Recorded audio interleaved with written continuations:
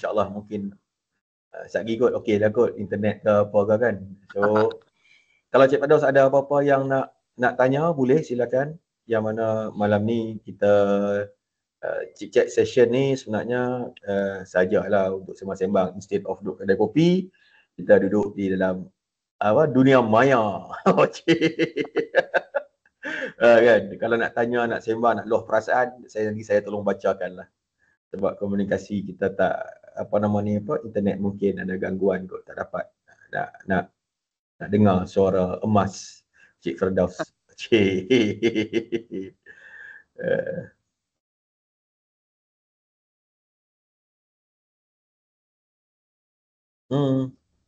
Sedang menaik, okey.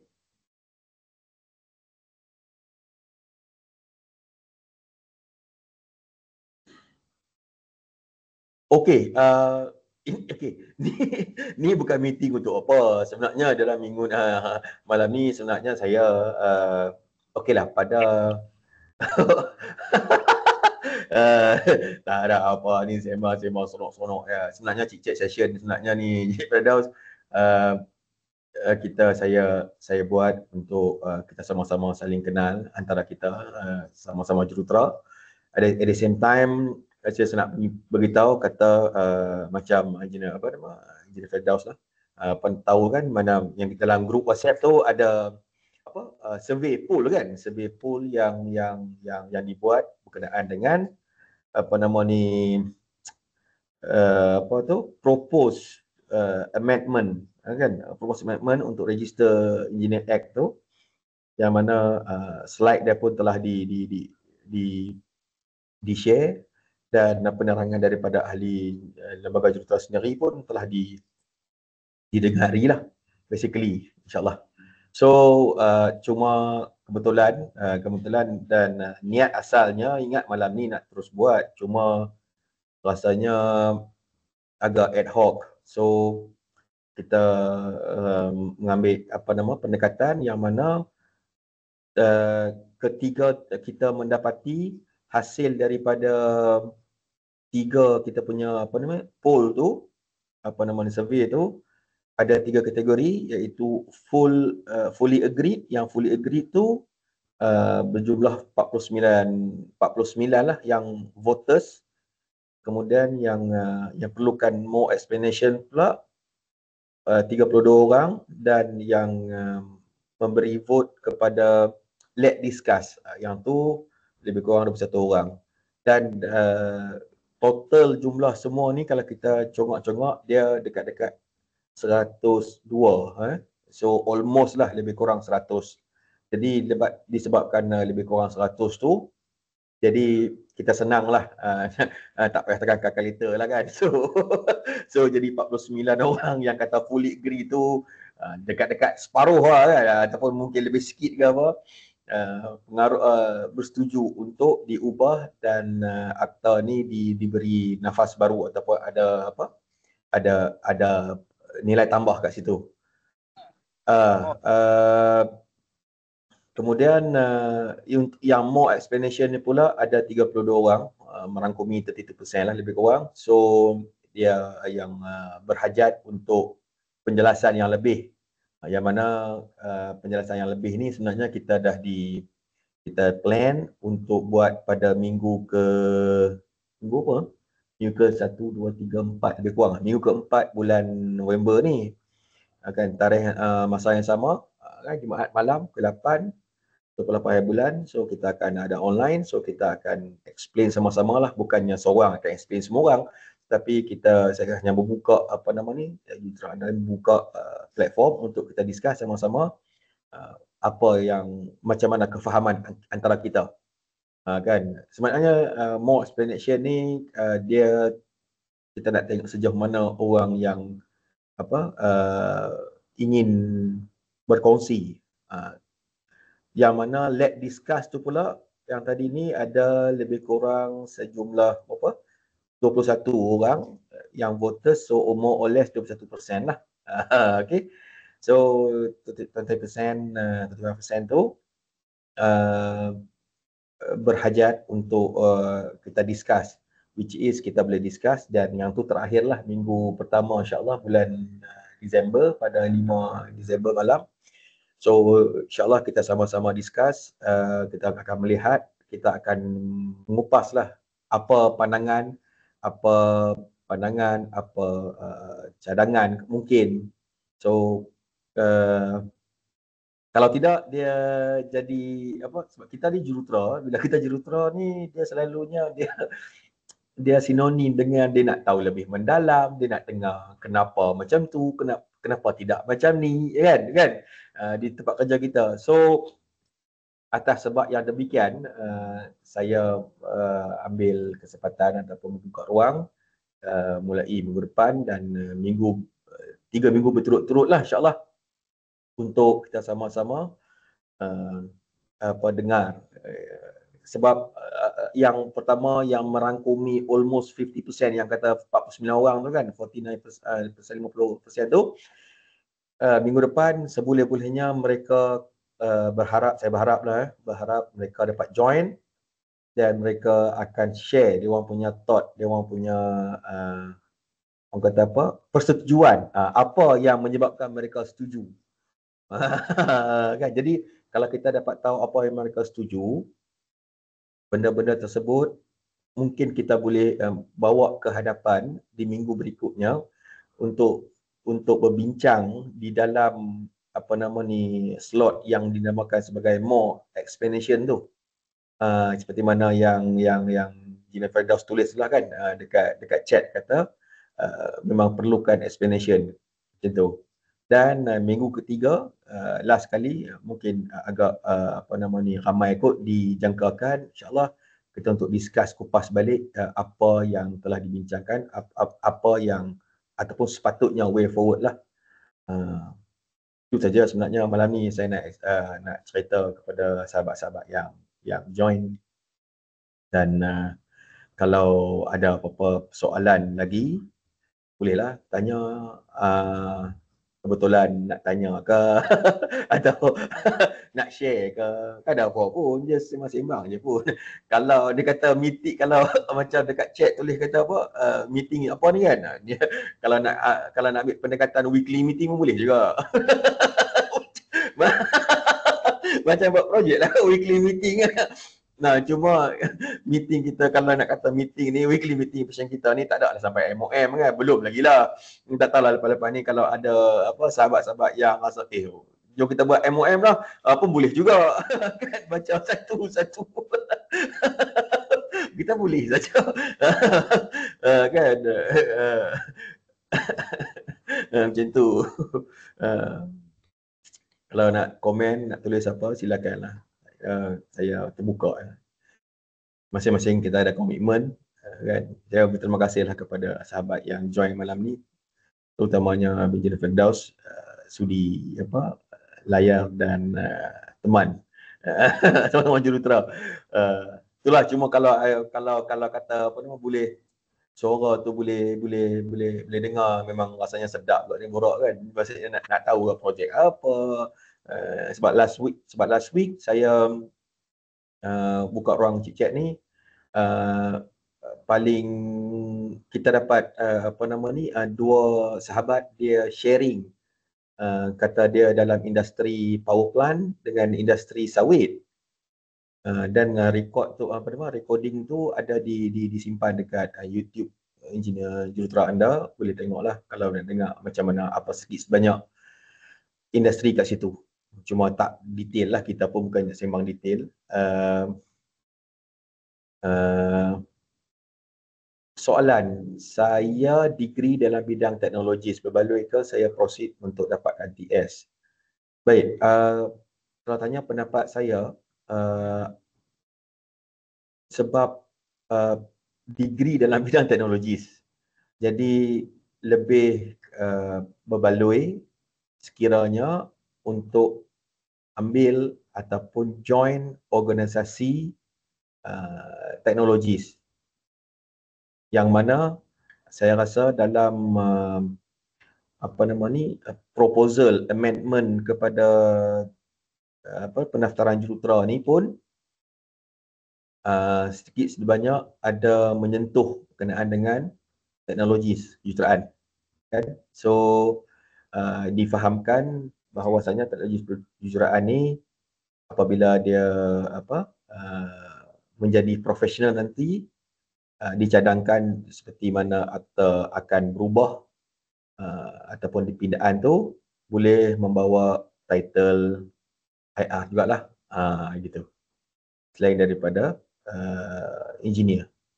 Sebab sebab ada sebab dalam penerangan yang sama-sama kita dengar, kan, dia punya approach adalah begini. Dia kata ini registered di bawah di bawah lembaga jurutera lah, BEM lah, ya.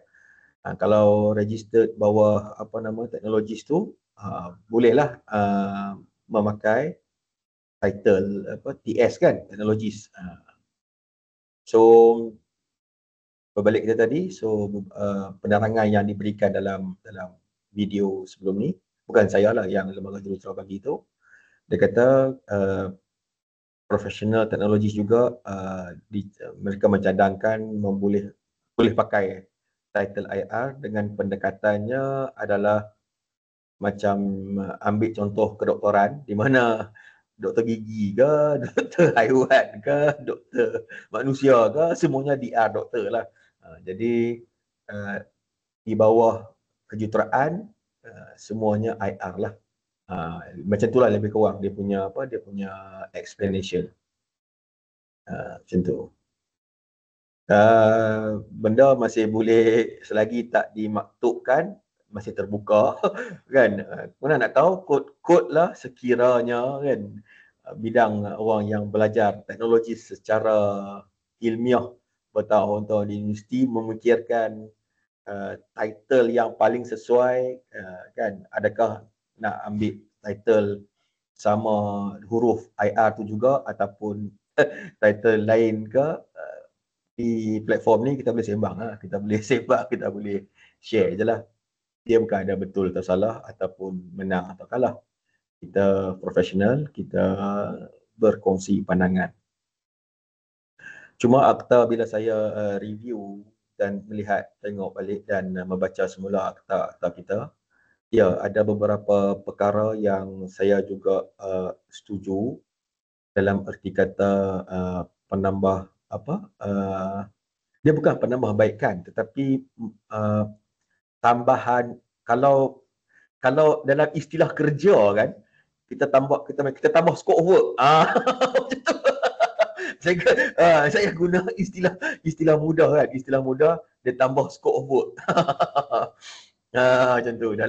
Jadi akta yang dipropose ni sebenarnya, kalau kita tengok senarai skop cadangan tu, ada tambahan scope of work lah kepada lembaga. Kan. Mungkin atas dasar tersebut juga ramai yang bersetuju.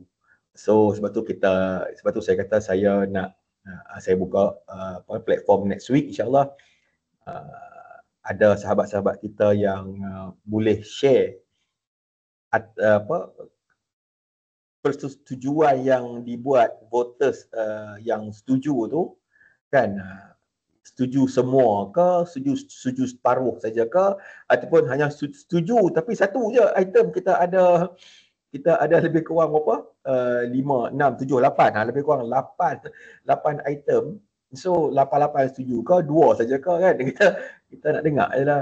Just nak dengar. Dia bukan salah pun. Dia cerita je lah. Gitu. Dan ada juga yang berkaitan dengan kata syarikat amalan perunding.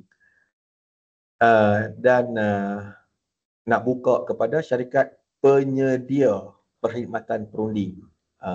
Tujuan dia perniagaan khidmat kejuruteraan diberi kepada praktis kepada profesional engineer, teknologi kejuruteraan profesional, dan juga juruukur bangunan profesional. So 3 golongan ni akan diberi peluang untuk membuat syarikat bagi sebagai penyedia perkhidmatan perunding. Berbeza dengan yang sekarang adalah PEPC itu iaitu Syarikat Amalan Perunding Kejahteraan. So banyak jugalah akta kali ni kalau diluluskan maupun dikuatkuasakan. Jadi satu yang saya peribadi, saya tengok satu pergerakan ataupun lonjakan yang besar magnitude dia. Dan satu-satu akta dibuat, kesan dia orang kata apa, kalau dari segi bisnes kita panggil apa, supply chain kan, ataupun dari segi apa tahu bahasa yang popular apa, domino effect, kan, lebih kurang lah kan, maksudnya begitulah dia punya rantaian tu. Efek dia banyak, which is ada pro and con di mana kita akan bincang, kita akan tengok lah kan. So hopefully by the time minggu depan dan minggu berikutnya, insyaAllah sama-sama lah kita sembang-sembang lah. Sebab ada juga yang yang dalam WhatsApp group lain ataupun grup mana-mana kita tengok ada yang bertanyakan berkenaan dengan penolong jurutera diberikan pendaftaran lah kan. Kemudian ada pula bukan setakat penolong jurutera saja, akan ada penolong jurutera bertauliah. So dua, dia bagi dua. Satu daftar sebagai penolong jurutera, kemudian dia bagi satu lagi dipanggil penolong jurutera bertauliah. So antara benda-benda yang interesting sebab dia ada explain lah dalam tu apa scope work yang nak dijalankan kan. So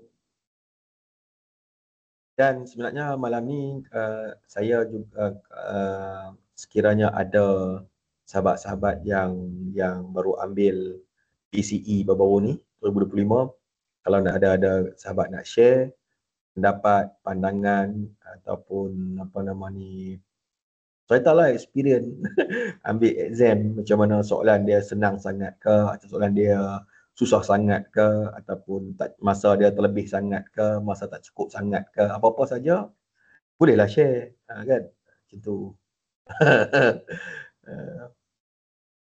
Dan session yang saya buat ni pun memang tidak begitu formal lah, melainkan kalau kita ada tajuk yang betul-betul yang kita fikirkan kita memang nak membawa perkara ni secara formal, insyaAllah kita boleh set up dan kita buat melihat secara lebih detail dan terperinci, bukan secara santai-santai lah.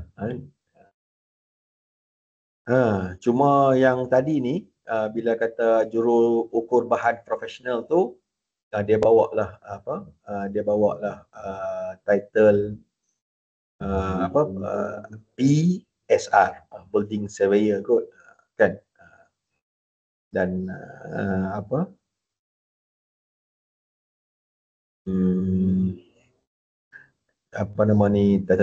data lain tak ada lah selain daripada jurutera profesional, teknologi kejuruteraan profesional. Okay. Kemudian dia ceritalah juga ada berkenaan dengan skop professional engineer PE ni, yang mana dia membuka ruang lebih besar kan, dan dia boleh buka syarikat lah, boleh menyediakan khidmat funding. Cuma mungkin explanation macam Saudara Firdaus, Engineer Firdaus tadi kata kenaan dengan detail tu, kenapa macam tu, kenapa macam ni, kita boleh bincang lah. Ataupun kita mendengar daripada rakan-rakan kita yang lain, sekiranya ada yang ingin share pandangan, silakan kan. Itulah. Cuma saya tertarik kepada lembaga rayuan dengan lembaga semakan. Kat situ mungkin secara peribadi saya juga akan mau kalau ada kesempatan sama-sama discuss berkenaan dengan dua skop tu lah kan. Sebab dia dah ceritakan berkenaan macam kata-kata lembaga rayuan, apa nama ni, dia nak mengasingkan kuasa pendengaran dengan, dan satu lagi tu kuasa mendengar dia nak apa, asingkan juga. So dia nak pindahkan apa nama yang kuasa mendengar ni kepada lembaga semakan.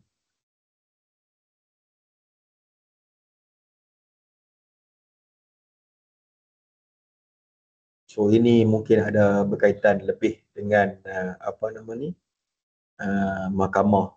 Jadi saya nak dengar ataupun nak sembang, mungkin ada apa nama kefahaman ataupun maklumat terkini berkaitan dengan tersebut. Jadi kita boleh sama-sama praktis dan war-warkan kepada sahabat-sahabat jurusan yang lain supaya everyone aware lah what's going on. Apa kalau salah section macam ni, apa denda dia berbanyak-banyak mana kan, macam tu. So kalau ada penalty, kalau ada individu syarikat apa ke, so banyak kita boleh discuss lah.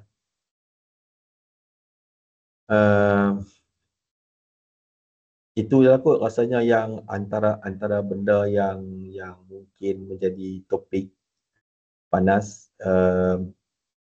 Walau bagaimanapun, bagi mereka yang menjalankan amalan, mempunyai syarikat ataupun mengambil tanggungjawab untuk menyediakan apa khidmat perundingan ni, so mungkin bab schedule of fees tu, pindaan skala fee 1998 tu, mungkin yang tu lebih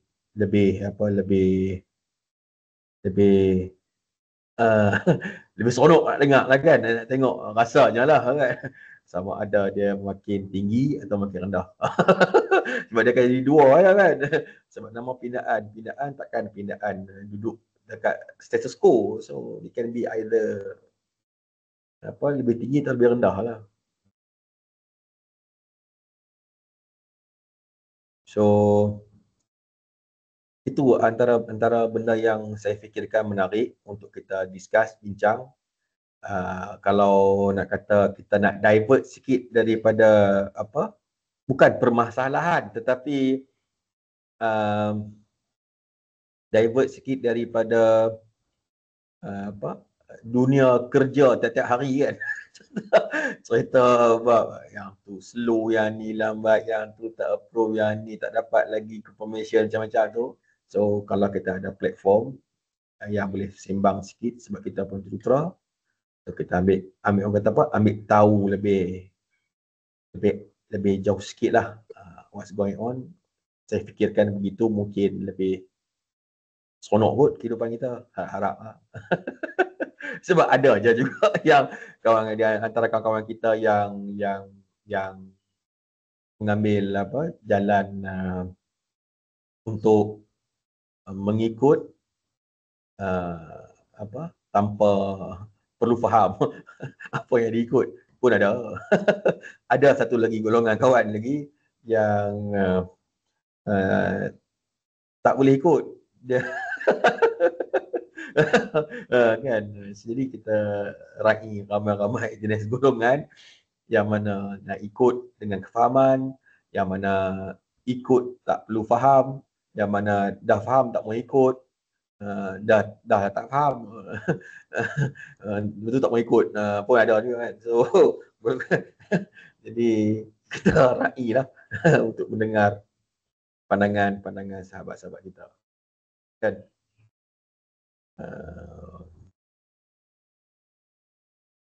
So ada juga dalam pindaan tu untuk menguat macam ala-ala penguatkuasaan BIM lah kan, apa nama ni,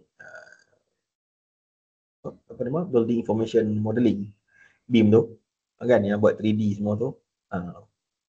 So ada, so itu menarik sebab yang tak pernah involve dengan BIM, projek yang melibatkan BIM, mungkin tak nampak sejauh mana keberkesanan ataupun BIM ni mungkin dapat membantu dari segi dari segi design maupun construction lah pada projek lah basically kan. Dan kalau kita nak tie up juga, BIM ni akan menjadi satu simpanan berbentuk digital 3D kan, berkaitan dengan satu bangunan, dan mungkin akan digunakan fully utilized apabila sampai dari peringkat ke peringkat operation dan maintenance lah, bila dah occupied. Contohlah kita buat projek apa, kita buatlah kata bangunan perniagaan 6 tingkat.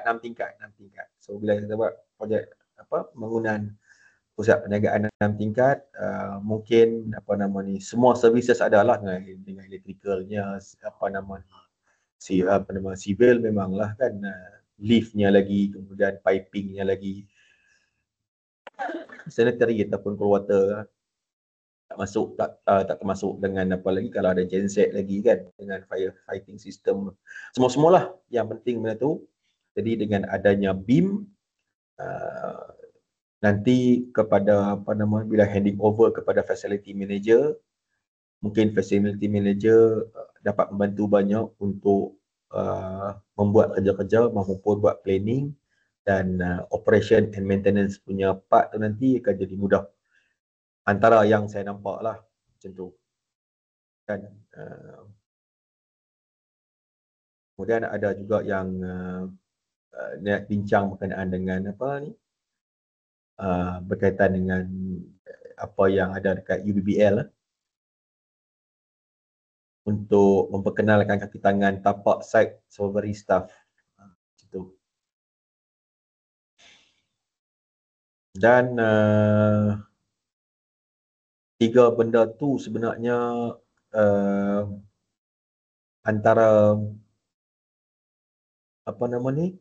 antara benda yang bagi saya memang menarik untuk kita sama-sama tengok supaya kita tahulah kan. Itu saja. Of course lah, apa benda pun kita akan cuba melihat dari dua sisi lah, two side of coin, yang mana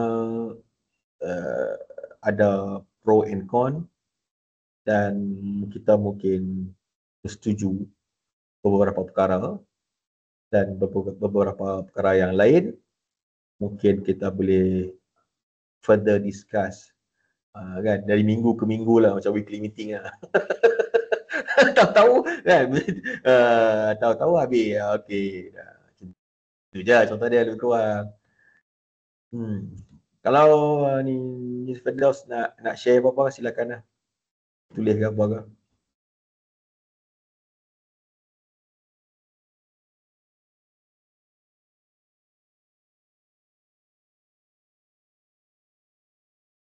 Kita pun berbaki masa lebih kurang 5 minit, 10 minit itulah.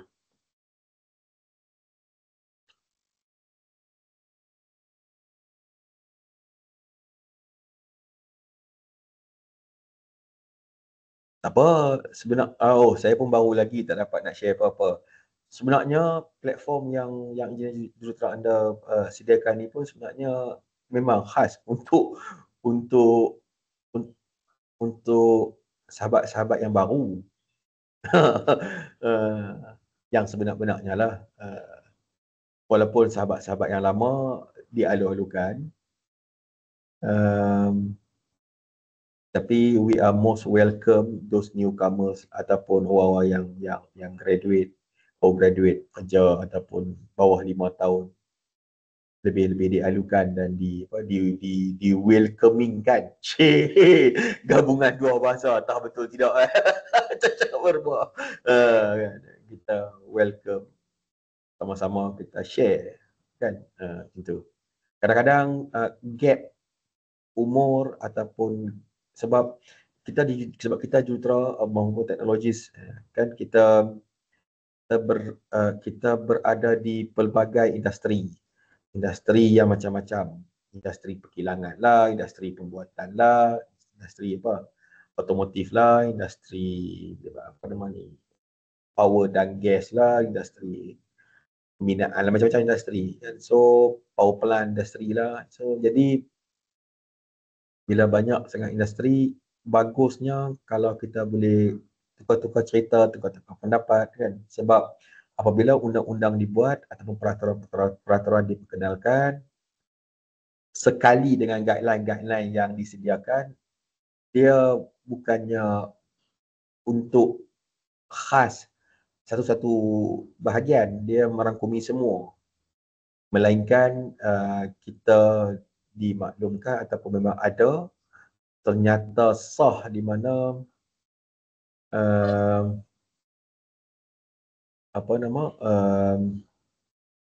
setiap industri itu mempunyai praktis yang berbeza-beza. Sebab amalan kejuruteraan rasanya di mana-mana pun sama. Mungkin yang berbeza hanyalah cara mengurus kejuruteraan tu, pengurusan engineering management tu. Itu mungkin berbeza sikit lah, ataupun taklah beza banyak sangat. Rasanya kan, cuma kita boleh railah kalau ada sikit-sikit tu. Banyak-banyak pun kita sedia dengar. Okey, tulisan sini masih tengah fikir untuk sambung di dalam teknologis or further study master and apply for engineer. Teknologis yang Cik Firdaus buat sebelum ni, teknologis apa? Ke teknologis tu memang satu perkataan saja? Ke dia macam instead of kejuruteraan elektrik, teknologis elektrik, kejuruteraan civil, teknologi civil. Oh, mechanical technologies. Okey.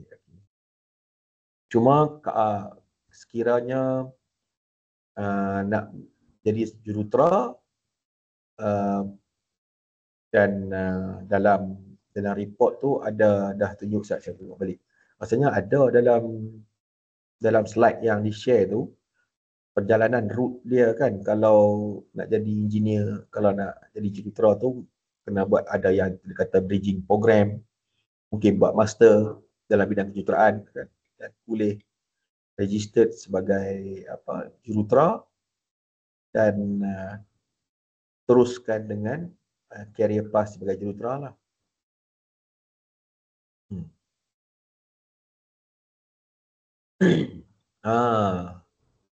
Cuma mungkin lebih menarik sebenarnya kalau ada sahabat-sahabat lain boleh kongsi bagaimana terwujudnya teknologis ni. Kan? Dan nak tahu juga daripada sahabat-sahabat semua yang dulu masa pemilihan nak ambil kursus tu memang memilih untuk ambil teknologis ataupun memilih untuk ambil kejuruteraan, ataupun mendapat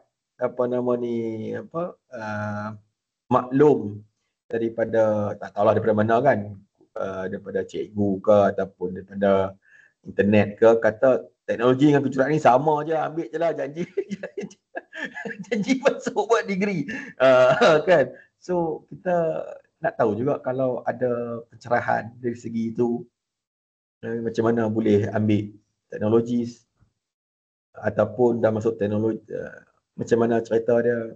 Interesting juga nak tahu. Sebab di masa zaman saya, it was more than 25 years ago lah,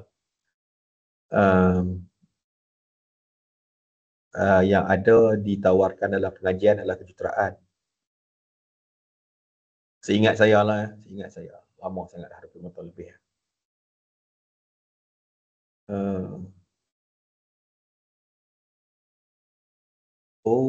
Before this saya dalam chemical engineering, plant process. Kemudian saya ke mechanical technologies. Waktu tu tak ada pendedahan. I see. Saya ingat, saya tak berani kata, tetapi sama ada dua. Sama ada saya tak join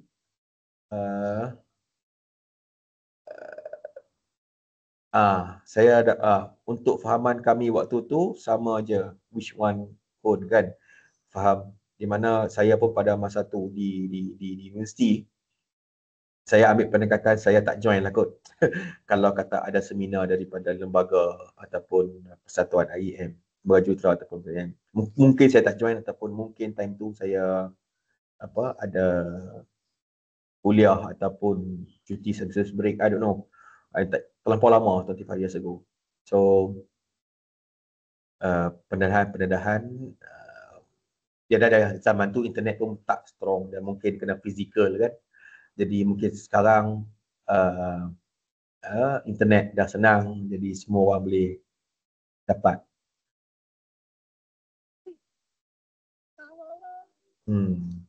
Ya, betul. Zaman tu pendedahan tak kuat. Ya. Cuma zaman sekarang kalau kita tengok peluang terbuka luas, makin banyak kelas-kelas short course pendek pun banyak, tenaga-tenaga pengajar, trainer-trainer yang yang datang daripada berbackgroundkan industri pun ramai, dan dengan bantuan, saya katakan bantuan lah, HRD Corp yang kata boleh claimable lah kan, ataupun syarikat boleh guna pakai peruntukan tersebut. InsyaAllah so-called transfer teknologi ataupun experience tu lebih cepat lah. Gitu. Saya rasa lah. Saya ambil pendekatan macam tu.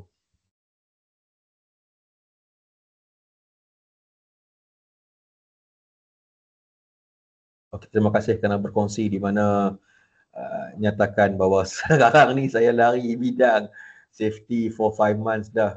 Tapi jiwa tu tak ada dekat bahagian safety, more on engineering. Okay, saya nak share sikit lah. Saya background electrical. Cuma dalam electrical, dia tidaklah 100% safety, tetapi electrical safety merupakan satu tajuk yang besar dan harus dikendong. If you are electrical engineer, you have to carry responsible in term of safety punya perspektif, macam tu. Jadi untuk mechanical, saya tak pasti detail dia macam mana, kan? Tapi kalau cuma ialah untuk safety saja ataupun safety by itself tu ialah dia adalah dia punya regulation dia, kan? Dia ada yellow book, green book semua tu yang cover seluruh aspek safety lah.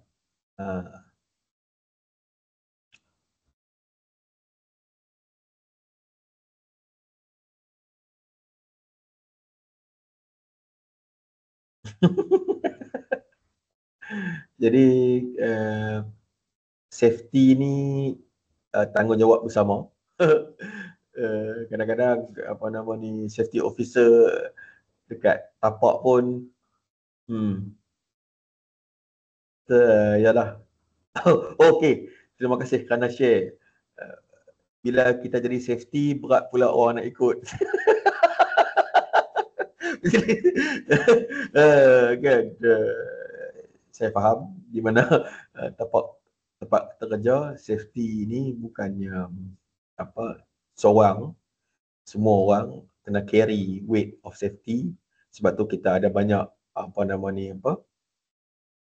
aktiviti, saya kata aktiviti lah ya, aktiviti yang kita kena buat memenuhi kehendak safety. Some part of it saya setuju macam ni Encik Fedah beritahu, so better jadi engineer sebab we are in control for what we do. Yes, part of it, di mana in term of design part dengan penyeliaan kawal selia untuk pemasangan, maksud saya tu during construction, nak pasang equipment semua tu, Because of kita design, kita tahulah apa yang kita nak pasang, macam mana nak buat apa semua kan. Yes, cuma dari segi aspek safety tu kita kena tanggung juga. Kan? Bukannya dia jadi gitulah, jadi macam oi, kita dah ada safety, kita dah ada SSO kot, kita dah ada triple S kot, kita ada ramai kot kan lagi kan. Ni safety manager kot, kita safety committee lagi, safety ni ramai, so kenapa bebankan engineer? antara kita dengar lah kan, sebab kedai kopi kan, sementara nak tunggu meeting apa gitulah. Cuma kita sebagai juruterang ni, at the end of the day, kita kena carry juga safety wise tu kan, it's part of it. Sebab tu kita banyak, saya kata tadi, banyak aktiviti yang berkaitan dengan ataupun inisiatif yang dibuat di dalam projek maupun dalam operation maintenance ke arah keselamatan, safety awareness lah, safety apa. Ada setengah tu yang ambil langkah lebih proaktif, di mana setiap meeting, setiap kali perjumpaan dimulakan dengan apa, safety moment seminit dua, keep on remind, keep on understand that safety is a must kan, macam tu. Tapi dunia safety sebab kita di Malaysia ni, kita selalunya kita berbincang, kita suka gaul sekali. Kita suka campur dua-dua benda. Satu profession, satu lagi financial ataupun business ataupun income. So bukan tak boleh, tetapi kita kena understand betul-betul lah kalau kita nak campur dua tu kan. Nampak sama garam dengan gula, putih juga kan, tapi rasa lain-lain. Macam tu lah. Kan? Lebih kurang. Baik, kita dah sampai ke ni lah, session kita ni untuk sembang-sembang selama 1 jam. Jadi terima kasih banyak kepada sahabat-sahabat yang join dan ni Firdaus yang keep on communicate through chat. Kerana suara beliau memang begitu emas. Lebih emas daripada emas yang ada dekat gambar background saya ni lah. Dia bukan emas 916 ataupun 919, dia emas 100 tu, yang totally pure tulis ni kot. InsyaAllah next time atau next week kan, share lah sikit suara emas anda supaya keemasan itu dapat dikongsi bersama. Baik, terima kasih banyak. InsyaAllah jumpa lagi. Assalamualaikum dan selamat malam. Terima kasih.